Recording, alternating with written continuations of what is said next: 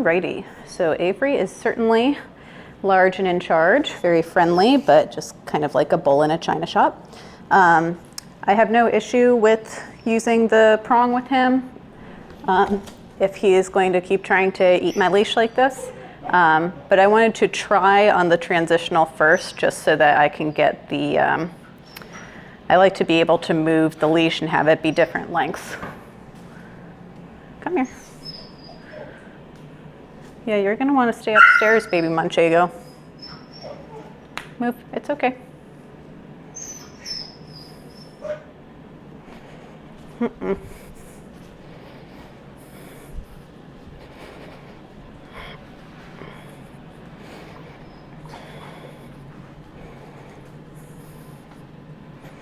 So with a dog like this especially, you really,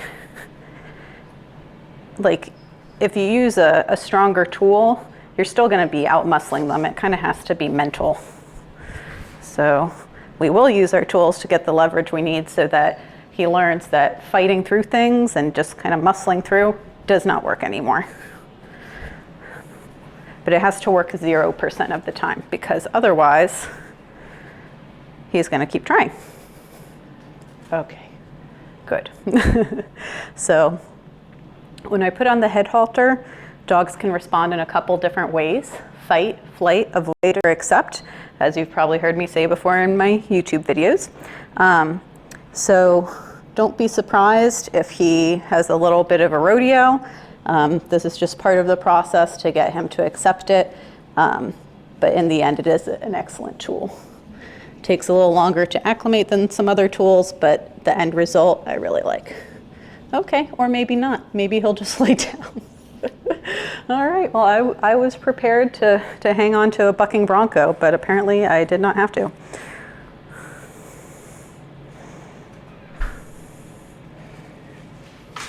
Okay. So this is a little more what I typically expect to happen. He can still fully breathe, he can still fully open his mouth, but he does not like that sensation of the pressure on his nose. So I'm maintaining the pressure the same, basically about enough to pick up an apple. Help him out. Good. All I want is the sit. That's what turns off the pressure. Or a down, doesn't matter. So this is step one, just getting him to accept the tool. So even though he's laying down, if he's fighting it, I'll still put upward leash pressure on.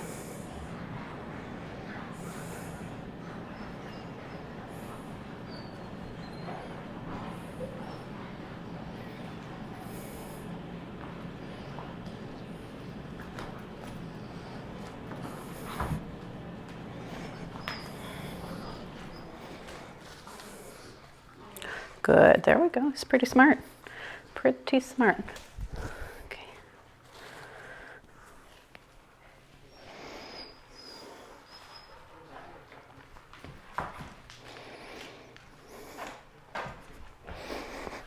Good, there we go.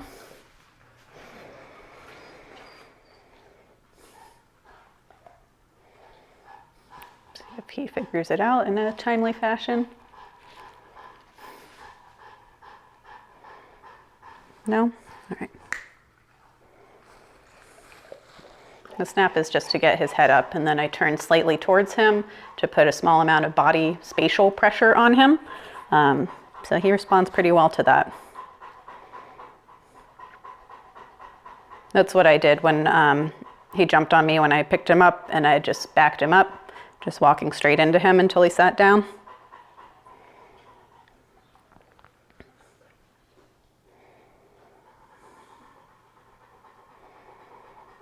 All right, and we're just going to do this a couple times.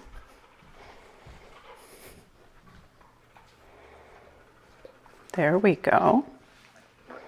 Yeah, all that licking, he's kind of processing information.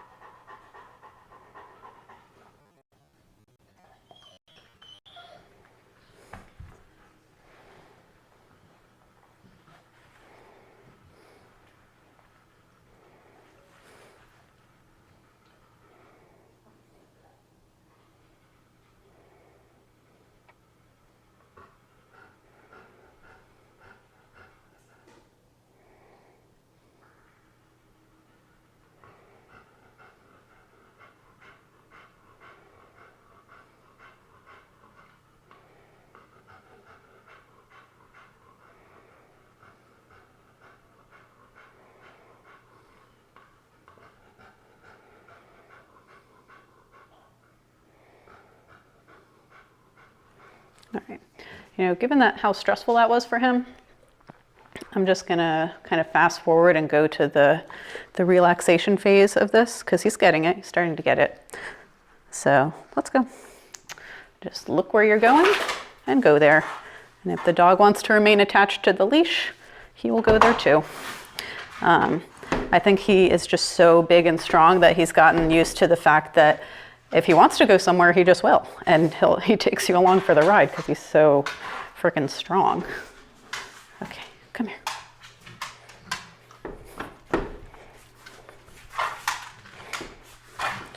So if he kind of plants like that, I use sort of a toggling motion because then he has nothing to pull against and it's annoying. You're basically annoying him into getting where you want to go. Any forward motion I see from him, I'm going to stop. Okay, that was good. He's looking at me.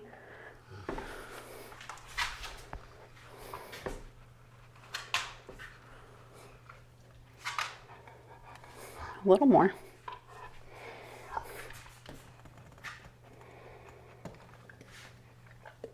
Good job, buddy.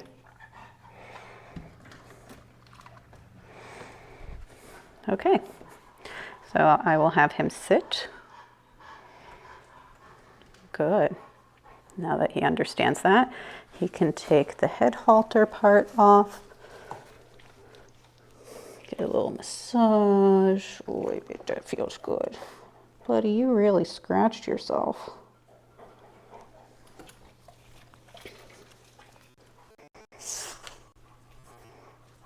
Okay. So now we're going to teach the spatial pressure. Oh.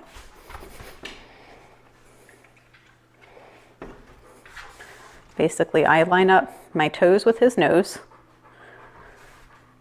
I'm not going to turn off the pressure until he sits or lays down. And he's like, dude, get out of my space. And then so I turn away.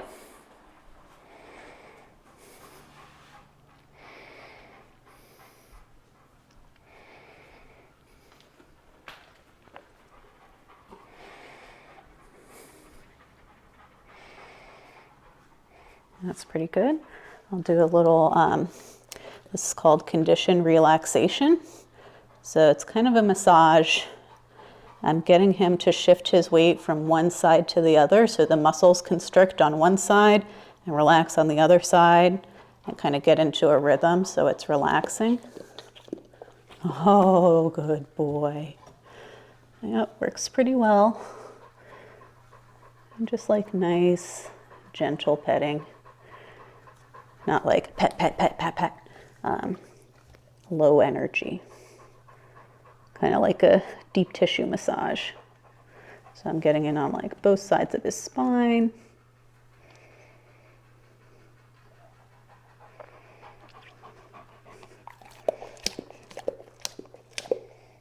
You're a licker, huh? Can't hold your liquor.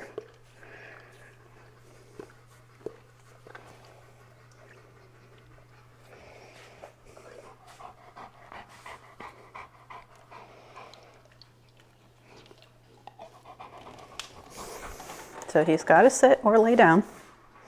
Put the pressure back on. And he's got it. He's figuring it out. I'll just let him relax for a little while. And that is phase 1 of the training.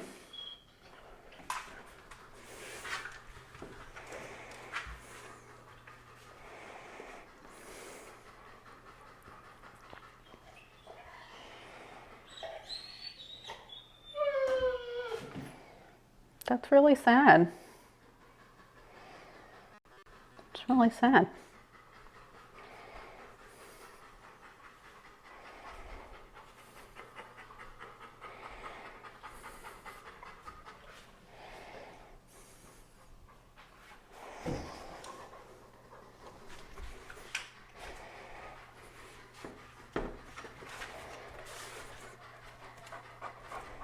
Good. The other thing too is we'd like him to learn that hands touching him doesn't always mean go crazy party time. Sometimes it can mean just relax.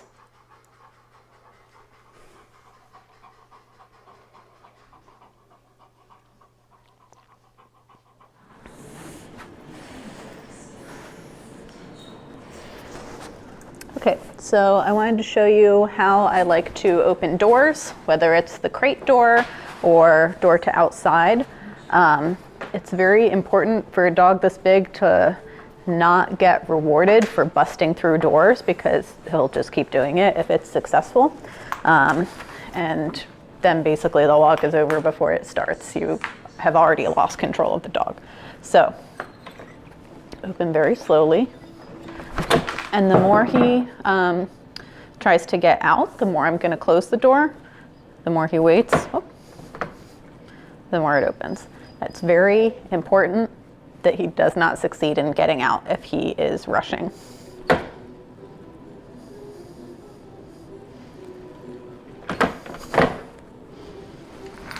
Because he's just kind of used to not thinking about stuff and just kind of going, you know?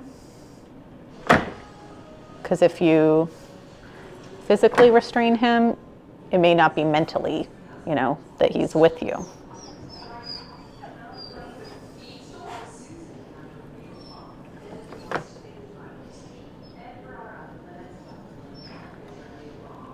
You're very cute.